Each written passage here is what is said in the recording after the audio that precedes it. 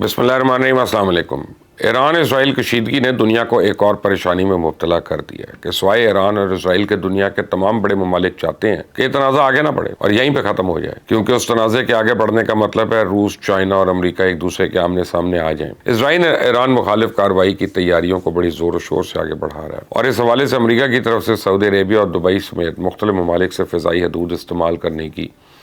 اجازت بھی مانگی گئی ہے تاکہ ایران کے خلاف فضائی کارروائی کو زیادہ آسان، سہل اور مؤثر بنایا جا سکے۔ تو ایک طرف تو اسرائیل نے فوجی تیاریوں کے ساتھ ساتھ اپنے اتحادیوں کے ساتھ اس کارروائی کو منطقی انجام تک پہنچانے کے لیے رابطے تیز کر دیے ہیں، اور دوسری طرف ایران کے اتحادی رشیا اور چائنا میں وہ بھی میدان میں آ چکے ہیں۔ تو چائنا نے موجودہ کشیدگی کو مد نظر رکھتے ہوئے اعلیٰ ایرانی اور سعودی قیادت سے رابطہ کیا ہے کہ جب رشیا کی طرف سے ایران ڈیفنس سسٹم دینے کی بھی اطلاعات موصول ہو رہی ہیں۔ اس سے پہلے کہ بات کو آگے بڑھاؤں، اگر آپ نے ابھی تک اس چینل کو سبسکرائب نہیں کیا تو پلیز کر لیں اور بیل آئیکن کو ضرور دبائیے گا تاکہ ہر آنے والی ویڈیو آپ کو بر وقت ملے۔ تو اسرائیل ایران مخالف کارروائی کی تیاریوں کو بڑے زور و شور سے آگے بڑھا رہا ہے اور اس حوالے سے امریکہ کی طرف سے سعودی عربیہ اور دبئی سمیت مختلف ممالک سے فضائی حدود استعمال کرنے کی اجازت بھی مانگی گئی ہے تاکہ ایران کے خلاف فضائی کارروائی جو ہے وہ آسان ہو، مؤثر ہو۔ تو اسرائیل کی جنگی کابینہ نے فوج کی اعلیٰ قیادت کے ساتھ مل کر ایران مخالف کارروائی کے منصوبے کو فائنل کر لیا اور اب کسی بھی وقت اس پہ عمل کیا جا سکتا ہے، جس کے بعد ایران نے بھی اپنی افواج کو ہائی الرٹ کر دیا۔ اسرائیل کی فضائی کارروائیوں کو روکنے کے لیے فضائی شیلڈ کے نام سے ایک بڑا سیکیورٹی پلان ترتیب دیا گیا۔ لیکن سوال یہ پیدا ہوتا ہے کہ ایران کے خلاف اسرائیل کی انتقامی کارروائی اتنی آسان اور سادہ سی بات ہے کہ اسرائیل اسے ہر صورت منطقی انجام تک پہنچانا چاہتا ہے؟ تو اس کا جواب ہے یہ بہت گمبھیر معاملہ ہے اور اسرائیل کی ضد دنیا کو کسی بڑے سانحے سے دوچار کر سکتی ہے۔ کچھ ایسی اطلاعات موصول ہوئی ہیں جس میں امریکہ نے ایران سے رابطہ کیا اور کہا کہ اسرائیل کو ایک ایسی محدود کارروائی کی اجازت دی جائے جس میں ایران کا کوئی بھی جانی نقصان نہیں ہوگا، اور اس حوالے سے ایران کے اندر کارروائی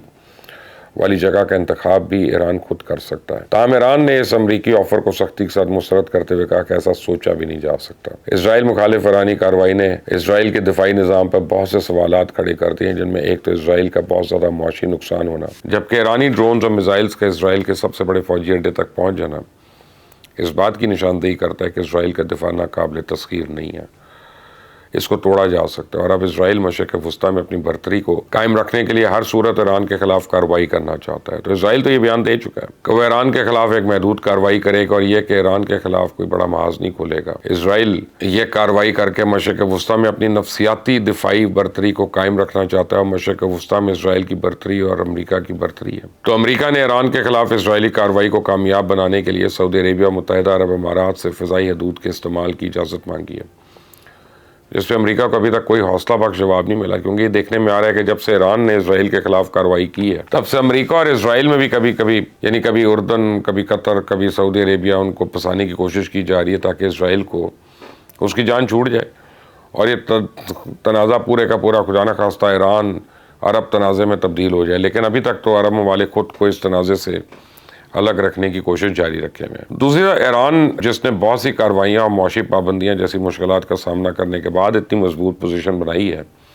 وہ کسی بھی صورت اس پوزیشن کو ہاتھ سے تو نہیں نکلنے دے گا۔ اس سلسلے میں ایران نے رشیا سے باضابطہ مدد مانگ لی ہے اور رشیا میں ہر لحاظ سے ایران کی مدد کرنے کا ارادہ ہے۔ رشیا اور ایران کے صدروں کی آپس میں ملاقات بھی ہوئی ہے، رابطہ بھی ہے، جس میں ایران نے اپنے سب سے بڑے اتحادی روس کے ساتھ موجودہ کارروائی کے حقیقی خطرے کے بارے میں رشیا کو آگاہ کیا اور رشیا سے مدد مانگی، اور رشیا نے بھی ایران کی مدد کے حوالے سے مختلف آپشنز پہ غور کیا، جس میں براہ راست فوجی مدد بھی شامل ہے، کیونکہ اگر اسرائیل کی ایران کے خلاف کارروائی میں امریکہ اور برطانیہ بھی حصہ لیتے ہیں تو پھر ایران کے لیے مشکل ہو سکتی ہے۔ لیکن ایران نے اس مشکل کا بھی حل نکالا کہ اگر اسرائیل نے ایران کے خلاف کارروائی کی تو پھر یہ صرف ایران اور اسرائیل کی جنگ نہیں رہے گی بلکہ پوری دنیا کو لپیٹ میں لے لے گی۔ تو اسرائیل کو اس وقت اصل پریشانی کیا ہے، اس کو سمجھنے کے لیے کچھ حالیہ واقعات کے بارے میں جاننا بہت ضروری ہے۔ ایک تو یہ کہ لبنان کی ایران نواز تنظیم حزب اللہ نے اسرائیل کے ڈیفنس سسٹم آئرن ڈرون کو بڑی کامیابی کے ساتھ نشانہ بنایا ہے، جس نے اسرائیل کے لیے ایک نئے خطرے کی گھنٹی بجا دی ہے۔ تو حزب اللہ کی طرف سے فائر کیے جانے والے یہ دونوں ڈرونز نہ صرف ریڈار پر نظر نہیں آئے بلکہ انہوں نے کامیابی کے ساتھ اسرائیلی آئرن ڈوم کو، اس کی 2 بیٹریز کو تباہ کر دیا، یعنی کہ جس ڈیفنس سسٹم کو اسرائیل کی حفاظت کے لیے لگایا گیا تھا وہ خود اپنی حفاظت نہیں کر سکا۔ تو دوسری طرف کچھ ایسی اطلاعات آئی ہیں جس میں ایرانی ہیکرز کی طرف سے اسرائیل کی ایٹمی تنصیبات پہ ایک بڑے ہیکرز کے حملے کی اطلاعات موصول ہوئی ہیں جس میں ایرانی ہیکرز کی طرف سے اسرائیلی ایٹمی پروگرام کی اہم معلومات کی چوری ہونے کی خبریں بھی سامنے آئی ہیں، لیکن ابھی تک ایران یا اسرائیل کی جانب سے اس کی تصدیق یا تردید نہیں کی گئی۔ تاہم ایسا ہو سکتا ہے کیونکہ اسرائیل نے بھی ایرانی ایٹمی تنصیبات کو ٹارگٹ کیا ہوا ہے، تو جواب میں ایران نے بھی اسرائیل کی ایٹمی تنصیبات کو ٹارگٹ کرنے کی کوشش ضرور کرے گا۔ تو اس سے پہلے ایران یمنی حوثیوں کے ذریعے ایسی کوشش بھی کر چکا، تو اس وقت جو اسرائیل کے لیے سب سے بڑی مشکل ہے وہ ہے رشیا کے ڈیفنس سسٹم کی ایران منتقلی کی اطلاع، جس میں رشیا کی طرف سے ایران کو اسرائیل کی فضائی کارروائی سے بچانے کے لیے جدید ترین S-400 ایئر ڈیفنس سسٹم، جس کا شمار دنیا کے بہترین ڈیفنس سسٹمز میں ہوتا ہے، اس کے علاوہ اسرائیل کے امریکن جہازوں کا سامنا کرنے کے لیے ایران کو Su-35 جہاز اور ریڈار پہنچا دیے گئے۔ تو یہ بات تو ہر لحاظ سے طے ہے کہ اگر برطانیہ اور امریکہ اس کارروائی میں اسرائیل کی مدد کرتے ہیں تو پھر رشیا اور چائنا بھی ہر صورت ایران کی مدد کریں گے۔ رشیا کا ایک اور منصوبہ بھی سامنے آ رہا ہے کہ اسرائیل کی طرف سے ایران کی طرف فائر کیے جانے والے میزائلز کو شام کی حدود میں ہی تباہ کرنے کی کوشش کرے گا، اور اگر اس تنازع میں کہیں روس، اسرائیل، ایران، امریکہ، برطانیہ اور چائنا کا آمنا سامنا ہو ہی جاتا ہے تو پھر اس کے پھیلنے اور تباہ کن ہونے کے امکانات بہت زیادہ بڑھ جائیں گے، اور پھر یہ معاملہ ڈو اور ڈائی پر ہی ختم ہوگا، دنیا ایک عظیم سانحے سے نہیں بچ پائے گی۔ جبکہ دوسری طرف چائنا نے علاقائی اور پڑوسی ممالک کو نشانہ نہ بنانے کے لیے ایران کے اقدامات کو سراہا ہے۔ ایرانی وزیر خارجہ سے گفتگو میں چائنیز وزیر خارجہ نے کہا کہ یقین ہے ایران اپنی خود مختاری کی حفاظت کرتے ہوئے صورتحال کو اچھی طرح سنبھال کے رکھے گا اور خطے کو مزید انتشار سے بچائے گا۔ تو چائنیز وزیر خارجہ کا کہنا تھا کہ شام میں ایرانی سفارت خانے پہ حملے کی شدید مذمت اور مخالفت کرتے ہیں، اور واقعہ بین الاقوامی قوانین کی سنگین خلاف ورزی اور ناقابل قبول ہے۔ اور اس موقع پہ ایرانی وزیر خارجہ نے کہا کہ علاقائی کشیدگی سے آگاہ ہیں اور تحمل سے کام لینے پر بھی آمادہ ہیں، تو ایران مزید کشیدگی کا ارادہ نہیں رکھتا۔ تو دوسری جانب چائنا کے وزیر خارجہ نے اپنے سعودی ہم منصب سے بھی رابطہ کیا،